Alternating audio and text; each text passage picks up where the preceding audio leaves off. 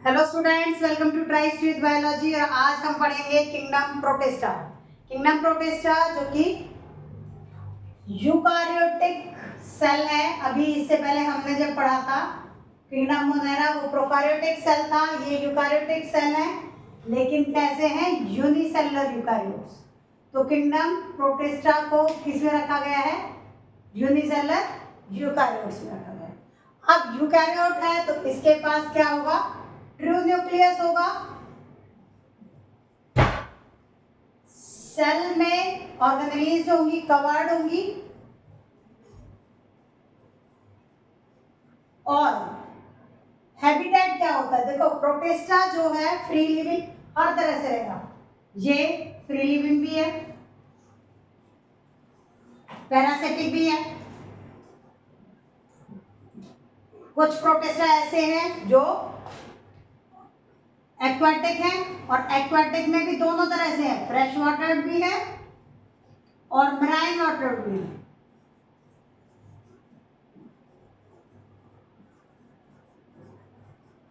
तो दोनों तरह से लिवर है, और टेरेस्ट्रियल तो है। अब देखो, जो किंगडम प्रोटिस्टा है इसके पास सेल वॉल होती है जो जर्नली बनी होगी सेल्यूलोज से, किसी और से भी बन रखी है, लेकिन जर्नली ज्यादातर केसेस में सेल वॉल सेल्यूलोज से बनी होगी। जो मोड ऑफ न्यूट्रिशन है उसकी अगर हम बात करें तो मोड ऑफ न्यूट्रिशन जो प्रोकारियोटिक सेल से में था, प्रोकारियोटिक सेल में भी सब तरह का था, प्रोटिस्टा में भी कुछ ऐसे ही है। ये कुछ ऐसे होते हैं जो फोटोसिंथेटिक होते हैं, और कुछ हेट्रोट्रॉफिक होंगे। तो हेट्रोट्रॉफिक में भी होलोजोइक और सैप्रोफिटिक और पैरासिटिक तीनों तरह के होंगे। मतलब दूसरों की बॉडी पे भी डिपेंड कर रहे हैं। पैरासिटिक है, होलोजोइक कॉम्प्लेक्स फूड का ब्रेक डाउन कर रहे हैं, या सैप्रोफिटिक जो डेड और डिके से अपना फूड ले रहे हैं। तो ये तो थी इसके जर्नल कैरेक्टर। अब आता है मोड ऑफ रिप्रोडक्शन। ये रिप्रोड्यूस कैसे करता है? रिप्रोडक्शन का जो मोड है इसका, ये एसेक्सुअली और सेक्सुअली दोनों तरह से रिप्रोड्यूस करता है। एसेक्सुअली में गैमेट फॉर्मेशन नहीं होता, सेक्सुअल रिप्रोडक्शन में गैमेट फॉर्मेशन होता है। तो यहाँ इसको लिंक मानते हैं, किंगडम प्रोटिस्टा को लिंक कैसे मानते हैं कि मोनेरा से जस्ट ये डेवलप हुआ और आगे फंजाई मतलब जो कॉम्प्लेक्स यूकारियोटिक सेल है, प्लांटे और एनिमलिया सेल से कुछ कैरेक्टर्स इसके रिजेंबल भी करेंगे। अब देखो, किंगडम प्रोटिस्टा जो है इसकी कौन कौन सी टाइप्स हैं। किंगडम प्रोटिस्टा की टाइप्स देखिए। सबसे पहला किंगडम प्रोटिस्टा है डायटम्स। इस डायटम्स के बहुत सारे नाम हैं। इनको डिस्माइड्स भी बोलते हैं, इनको क्राइसोफाइट्स भी बोलते हैं, और सबसे ज्यादा जो बोला जाता है वो होता है गोल्डन एल्गी। दूसरा है डायनोफ्लैजिलेट्स। तीसरा है इसका यूग्लिनॉइड। चौथा है स्लाइम मोल्ड्स, और पांचवा है प्रोटोजॉन्स। अब ये जो प्रोटोजॉन्स हैं इनकी अलग से 4 कैटेगरी हैं। Amoeboid, flagellated, amoeboid protozoan, flagellated protozoan, ciliated protozoan और स्पोरोजॉन प्रोटोजॉन। ये अगर ये पूछा जाता है कि प्रोटिस्टा की टाइप्स बताइए, तो ये सारी टाइप्स किसके? प्रोटिस्टा की। हम स्टार्ट करते हैं डायटम से। तो डायटम से स्टार्ट करेंगे सबसे पहले। तो सॉरी, डायनोफ्लैजिलेट्स जो है उससे पहले क्या गया? डायटम्स। डायटम्स को क्या बोल रहे हैं? डिस्माइड्स, क्राइसोफाइट्स और गोल्डन एल्गी। देखिए, जब एल्गी का नाम आया है तो कोई ना कोई कैरेक्टर इसमें प्लांट वाला होगा। जैसे हमने उसमें पढ़ा था ना ब्लू ग्रीन एल्गी, तो उसमें क्या कैरेक्टर एल्गी जैसा था? कि वो फोटोसिंथेटिक थे। बैक्टीरिया है बट फोटोसिंथेटिक बैक्टीरिया है। ऐसे ही एल्गी का नाम आ रहा है तो ये भी क्या होंगे, प्रोटोस्टा। जो डायनोफ्लाजेलेट्स है ये भी क्या होंगे, फोटोसिंथेटिक होंगे। तो ये फोटोसिंथेटिक इन नेचर। दूसरा इसका करेक्टर आएगा, फ्री लिविंग भी है, मोस्टली मराइन होते हैं। बेटा इनका जो स्ट्रक्चर है, सेल्यूलर स्ट्रक्चर जो है वो ब्रेस्टल जैसा होता है, ब्रेस्टल। और ये कैसा होता है, जैसे टू इक्वल हाफ्स जो हैं फिक्स टुगेदर लाइक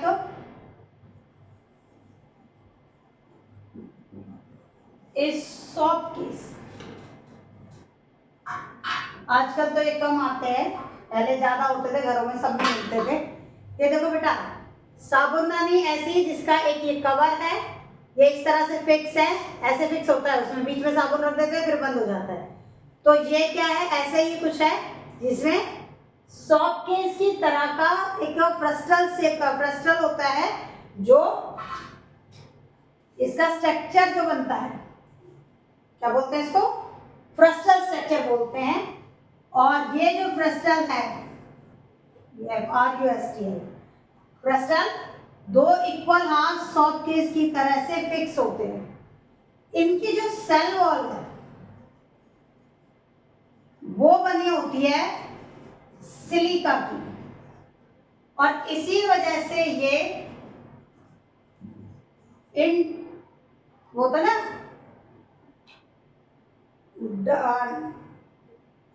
डिस्ट्रक्ट करना, तो ये अनडिस्ट्रक्टेबल है, अनडिस्ट्रक्टाइल।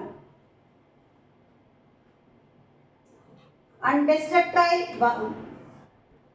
इंडिस्ट्रक्टेबल मीन्स जो डैमेज ना हो, मतलब जल्दी से खत्म नहीं होती, कोई चीज डिस्ट्रॉय नहीं हो सकती, तो वो क्या करेगी, दूसरी चीज का कंपोजिशन करेगी। इस सिलिका के लगातार एक्यूमुलेशन से मरने के बाद क्या हुआ, सेल वॉल रह जाएगी, सेल वॉल रह गई और इसका एक्यूमुलेशन हुआ, और लगातार एक्यूमुलेशन बिलियंस ऑफ ईयर में, एक दिन में नहीं, काफी सालों में, बिलियंस ईयर्स में, ये क्या होता है, फॉर्म डायटोमियस अर्थ बनाते हैं। जो ये डायटोमियस अर्थ है ये ग्रिटी होती है, और इसी वजह से इसको यूज किया जाता है polishing, in polishing, filtration of oil and syrups. बेटा देखो, अगर हम इस तरह से उसमें लिख देते हैं एग्जाम में एक ही लाइन में, तो आपको टीचर एक ही नंबर देगा, ज्यादा नंबर के चक्कर में नहीं रहेंगे। अब यहाँ देखो, वैसे तो क्या है, इसके करेक्टर्स लिखो, और करेक्टर्स लिखने के बाद एक हेडिंग डाल दो, सिग्निफिकेंस ऑफ डायटोमियस अर्थ। कई बार 2 मार्क्स के क्वेश्चन में क्या अलग से भी पूछा जाता है कि डायटोमियस अर्थ का यूज बता दो। तो डायटोमियस अर्थ जो है वो क्या है, क्या है ये, किसमें यूज हो रही है, polishing of metals, mainly silver के लिए ज्यादा यूज होती है, ठीक है। दूसरा, filtration of oil and syrups, इनकी ऑयल एंड सिरप, देखो सिरप देखते हो, अब कप सिरप वगैरह घरों में लेते हैं, उसमें सिरप में क्या होता है, वो फिल्टर करोगे तो छनेगा नहीं। तीसरा जो पॉइंट है वो मेन क्या है इसका, कि जो डायटोमियस अर्थ है वो शाइन करती है, सिलिका शाइन करता है, तो ये पेंट्स में भी यूज होता है, पेंट एंड टूथब्रश में, टूथपेस्ट में, सॉरी, इनमें भी यूज होता है। अब देखो यार 3 पॉइंट आ गए, तो 3 पॉइंट आ गए तो टीचर अच्छे से मार्क्स देगा। ये था डायटम्स के बारे में। तो अब यहाँ क्वेश्चन आता है which algae belongs to kingdom Protista, या तो ये पूछ लेगा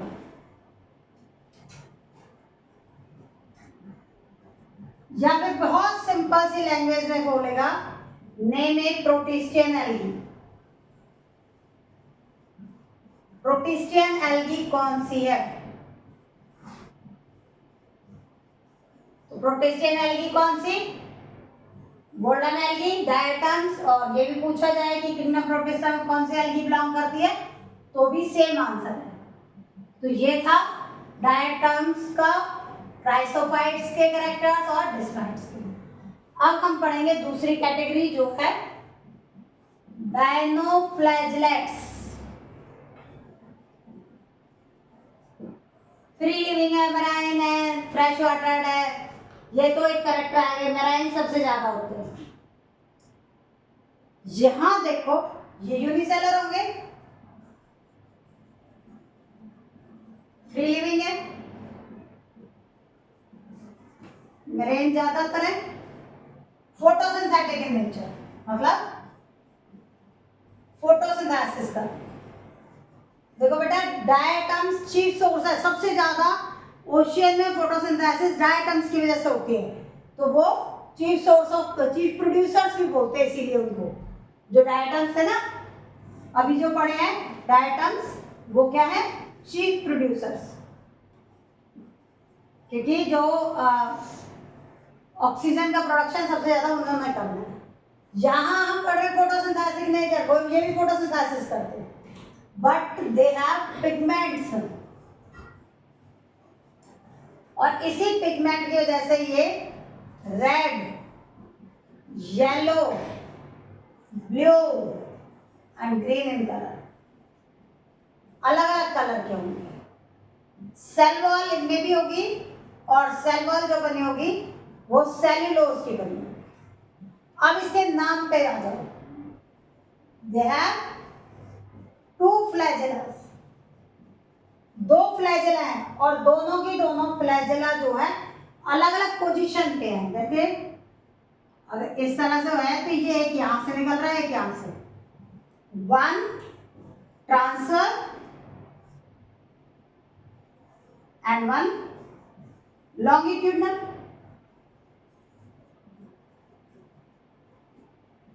एक वर्ड लिखूंगी हेट्रोकॉन्ट, हेट्रोकॉन्ट। अगर हेट्रोडोंट आ जाता है, के की जगह डी आ जाता है, तो हमारे टीथ अलग अलग तरह के हैं। एक सिंगल के की जगह डी आ गए तो टर्म भी चेंज होगी, नाम भी चेंज होगी, सब चीज चेंज होगी। अगर डी की जगह क्या आता है? हेट्रोकॉन्ट, तो इसका मतलब है दो फ्लैजिला हैं और दोनों की दोनों फ्लैजिला अलग अलग पोजीशन पे है। अगर ये अनइक्वल फ्लैजिला होते हैं तब भी हेट्रोकॉन्ट, अगर ये फ्लैजिला अलग अलग पोजीशन से निकल रहे हैं तो भी हेट्रोकॉन्ट।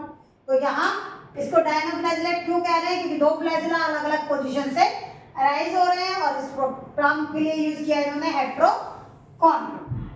अब जो यहाँ जो हमने लिख दिए कि पिगमेंट्स है, और जैसे पिगमेंट है वैसे उसका कलर है।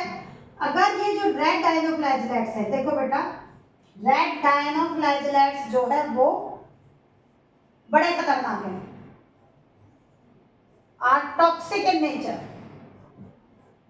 इतने टॉक्सिक हैं इफ ये ना मल्टीप्लाई करते हैं, कैसे? मल्टीप्लीकेशन से। एसेक्सुअली रिप्रोड्यूस करेंगे, दे रिप्रोड्यूस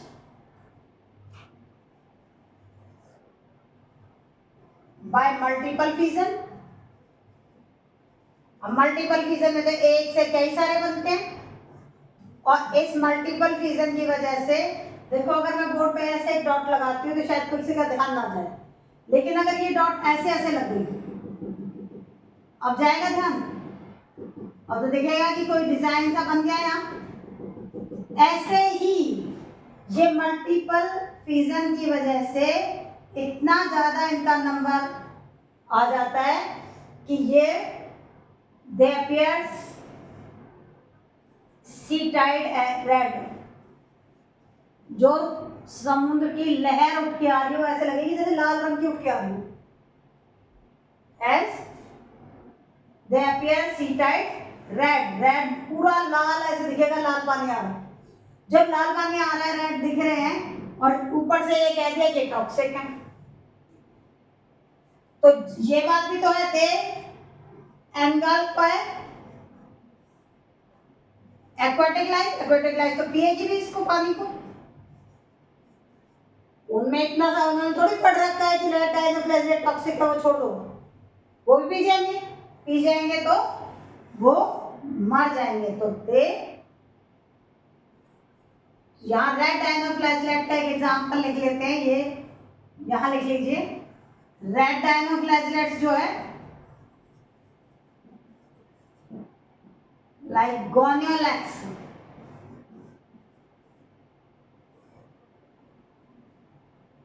गोनियोलैक्स, ये रेड वाला फ्लैजेलेट है, तो डायनोफ्लाजेलेट्स है, कॉज रेड टाइड, किस वजह से कहा, क्योंकि रेड अपीयर करता है and can kill the aquatic life. अब ये देखो, ये क्वेश्चन यही बता रही हूँ, एल्गल ब्लूम और रेड टाइड में डिफरेंस पूछ लेते हैं कि भाई रेड टाइड और एल्गल ब्लूम में क्या डिफरेंस है। ये डायनोफ्लाजेलेट के सारे कैरेक्टर्स हो ही गए हैं। यहां पर हम ये पढ़ेंगे कि रेड टाइड क्या आया, रेड टाइड आया जिससे एक्वाटिक लाइफ मर रही है, और एल्गल ब्लूम क्या था। अब समझो इसको, एल्गल ब्लूम और रेड टाइड में क्या डिफरेंस है। ये पानी है, इसके ऊपर वाले सरफेस पे है सिर्फ साइनोबैक्टीरिया, यहां जो एक्वाटिक लाइफ है वो उसको सनलाइट नहीं मिल रही और उसको ऑक्सीजन भी नहीं मिल रही, तो डेंजर है, कमी है उस चीज से, बेचारी गरीबी में रह रही है, कोई चीज नहीं मिल रही उसको। किसकी वजह से, इसकी वजह से, साइनोबैक्टीरिया की वजह से, क्योंकि ये ग्रो कर गया, इसने दोनों चीज ले ली, लेकिन इसने डायरेक्ट नहीं मारा। ऐसा नहीं है कि फिश ने इसको ईट किया और ये मर जाएगा, नहीं। रेड टाइड क्या कर रहे हैं, टॉक्सिक है। जैसे ही किसी भी, देखो ये वाटर है और वाटर के अंदर बीच बीच में ये देखो, ये पूरा इसको कवर कर दिया रेड डायनोफ्लाजेलेट्स ने। अब एक्वाटिक लाइफ इसको लेगी, पानी को पिएगी और ये मर जाएगी। ये तो डायरेक्ट ही मार है, ठीक है। ये इसके कहते हैं किसी का खाना छीन लो तो उसमें क्या है, वो कहीं माइग्रेट तो कर जाएगा भाई, वो कहीं जाने का टाइम तो है उसके पास कि मुझे खाना नहीं मिल रहा है मैं चला जाऊं, इसके पास तो बेचारे के पास टाइम ही नहीं है। दूसरा, ये डायनोफ्लाजेलेट्स किंगडम प्रोटिस्टा से बिलोंग करता है, ये साइनोबैक्टीरिया मतलब किंगडम मोनेरा से बिलोंग करता है। ये इसके, ये यूनिसेलुलर प्रोकार्योट्स है, ये यूनिसेलुलर यूकार्योट्स है, तो ये इसमें डिफरेंस आ गया। अब पढ़ते हैं हम अगला, थर्ड में था यूग्लिनॉइड।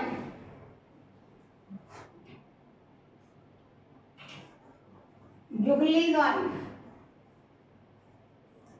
मोस्टली फ्रेश वाटर, हमारे घर की पानी की टंकियों में मिलते हैं। ये स्टैंडर्ड बना रखा है इन्होंने, फ्रेश वाटर में रह रहे हैं, फ्री लिविंग ये भी है, कोई कॉलोनी की जरूरत नहीं होती, फ्री लिविंग रह रहे हैं। कुछ इस तरह का इसका स्ट्रक्चर होता है। यहां जो यूग्लिनॉइड है, मोड ऑफ न्यूट्रिशन पढ़ते हैं पहले, तो मोड ऑफ न्यूट्रिशन में ये बड़ा कलाकार है, कहते हैं कईयों को हम हर सिचुएशन में रह लेंगे, हमें कोई फर्क नहीं पड़ता क्या हो रहा है, तो ये कुछ ऐसा ही है।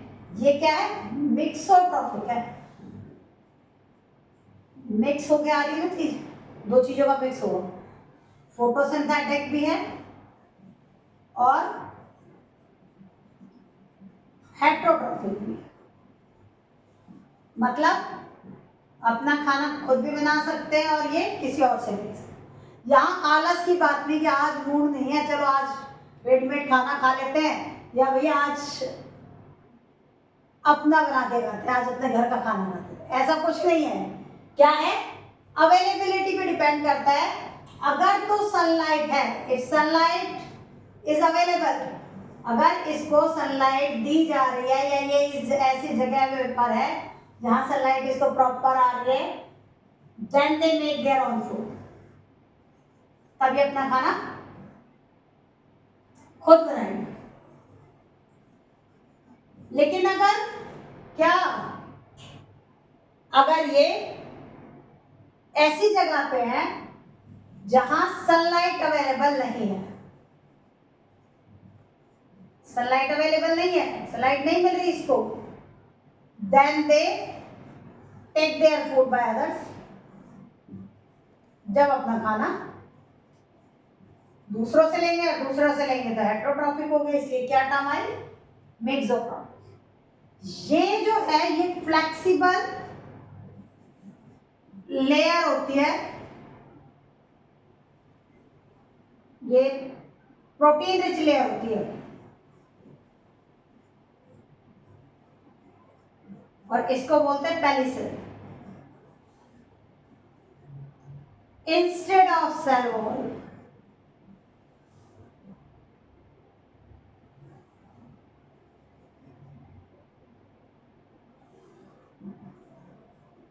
सेल वॉल होनी थी, लेकिन सेल वॉल की जगह पे क्या हो गया, प्रोटीन रिच पेलिसेड, जो कि फ्लेक्सिबल है, कहीं भी मुड़ जाएगी इस तरह से। इसके पास सेंटर में अपना एक न्यूक्लियस है, nucleus in the centre of the cell, centre में बिल्कुल।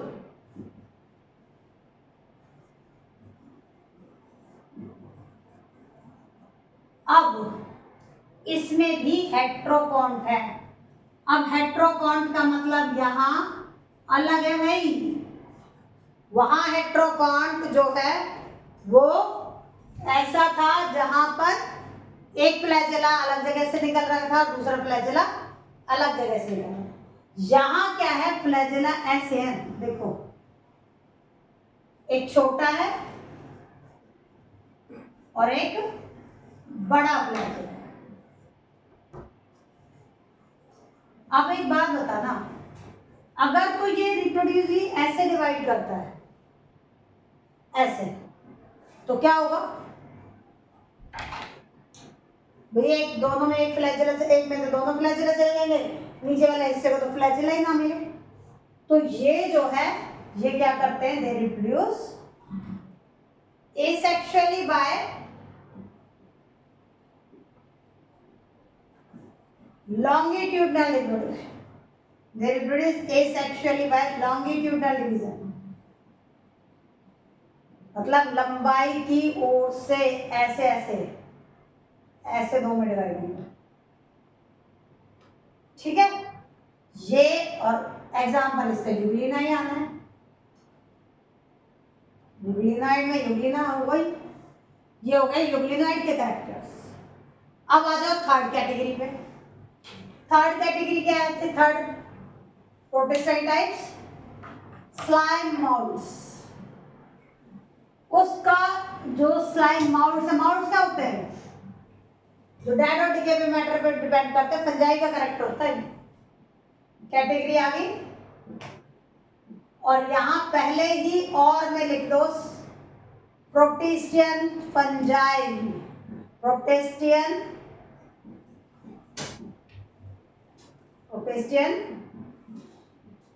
फंजाई। क्यों बोलते हैं इसको प्रोटिस्टियन फंजाई, फंजाई के दो कैरेक्टर ले गया, कौन कौन से दो कैरेक्टर ले गया, एक तो ये सेप्रोफिटिक है, सेप्रोफिटिक है तो मतलब क्या है, ये नीट में आता है क्वेश्चन, प्रोटिस्टियन फंजाई कौन सी है, स्लाइमोड्स, या फिर ये कि इसे प्रोटिस्टियन फंजाई क्यों कहा गया है। उसमें एमसीक्यू में दो तीन ऐसे क्वेश्चन आंसर दे देंगे, वो सब लगेगा कि हाँ ये तो प्रोटिस्टियन फंजाई के, ये भी है प्रोटिस्टियन, इसके भी कैरेक्टर दे दिए, इसके भी। यहाँ बेटा इसने दो फंजाई से कैरेक्टर लिए, एक सेप्रोफिटिक मतलब डेड और डिके से अपना फूड ले रहा है, मतलब क्या हो गया, grow on dead and decay matter. दूसरा एसेक्सुअली रिप्रोड्यूस बाय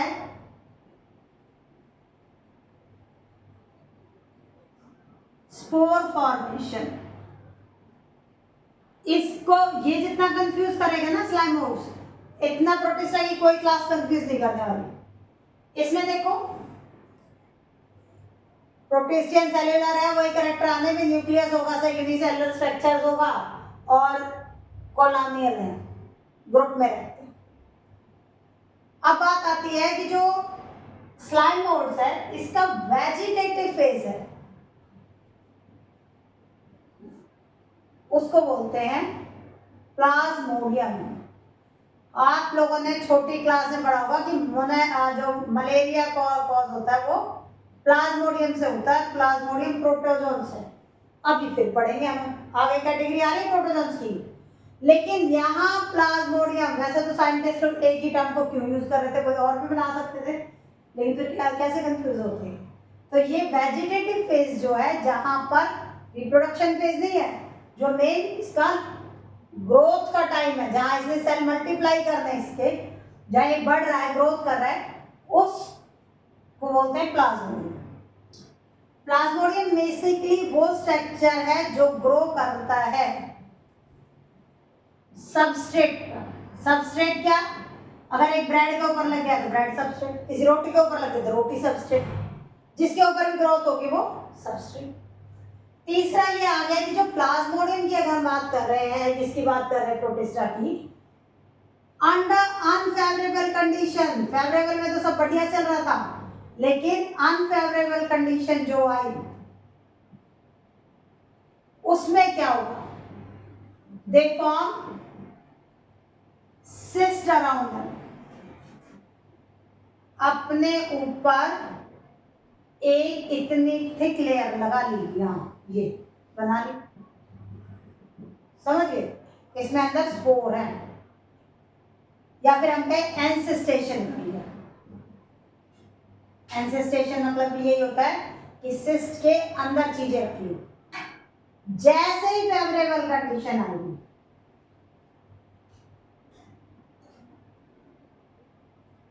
इन फेवरेबल कंडीशंस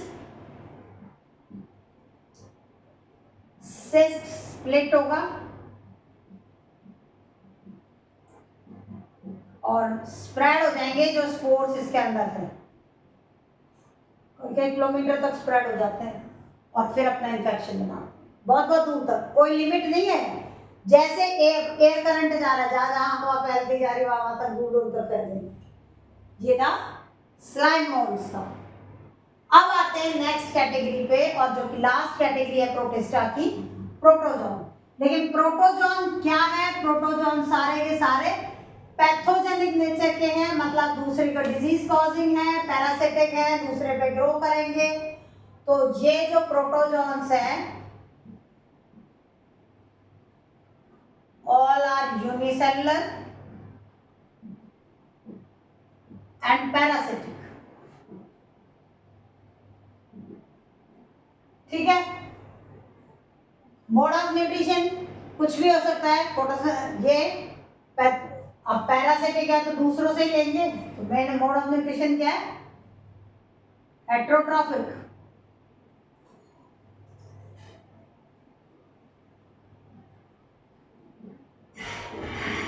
अब आ जाते हैं प्रोटोजन्स जो है, इसमें कैटेगरी थी, 4 कैटेगरी होती है, चारों को इसी तरह लिख लो और यहाँ इसी के करेक्टर हम ऐसे करते जाएंगे। सबसे पहली कैटेगरी है इसकी अमीबॉइड, जो अब तक अमीबा के बारे में पढ़ा वो लिख दो, क्या, सिंगल सेल, ठीक है, न्यूक्लियस, 1 न्यूक्लियस है इसके पास, साइटोप्लाज्म होगा,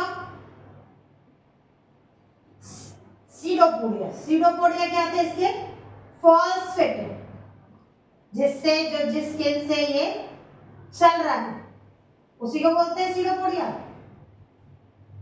और टेक देयर फूड बाय, किससे ले रहे हैं अपना फूड? सीडोपोडिया से। और इस प्रोसेस को कहते हैं फैगोसाइटोसिस। ये हो गया एग्जाम्पल एंट अमीबा हिस्टोलिटिका। जो एंट अमीबा हिस्टोलिटिका है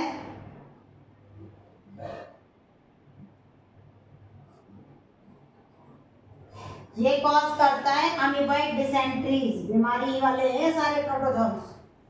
लिख लो बेशक, कॉज डिजीज, ये सब ऐसे डिजीज होती है ज्यादा। दूसरा है फ्लैजिलेटेड, नाम के ऊपर जाओ, फ्लैजिला प्रेजेंट है, फ्लैजिला फॉर लोकोमोशन इससे प्रेजेंट होंगे। ये जो करते ना, ये इसका एग्जांपल देखो ट्रेपैनोसोमा।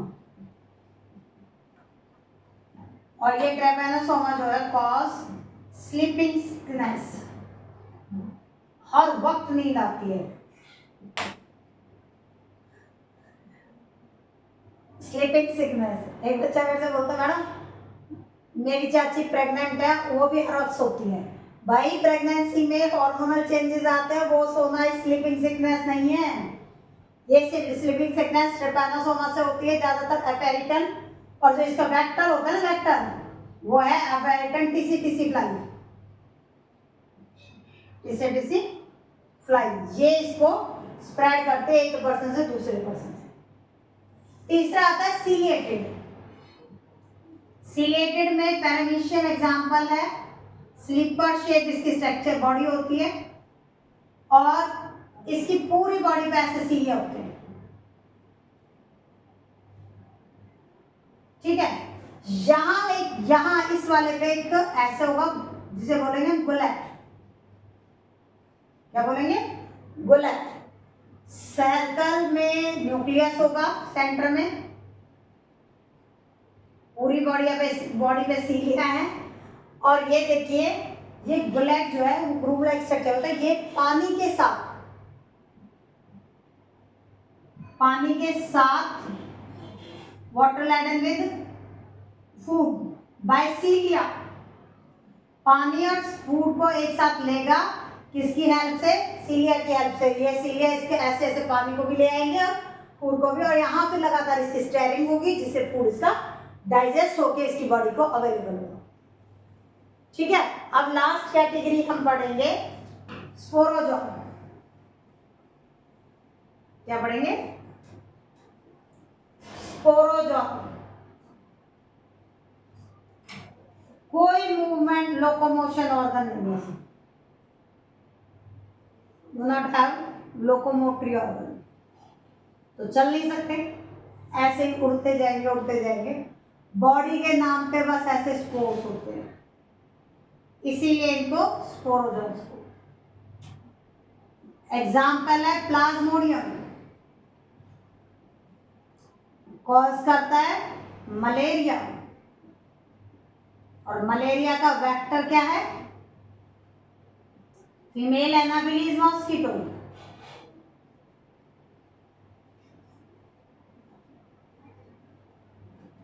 और ये आज कंप्लीट हो गया है इस वीडियो में हमारा सारा किंगडम प्रोटिस्टा।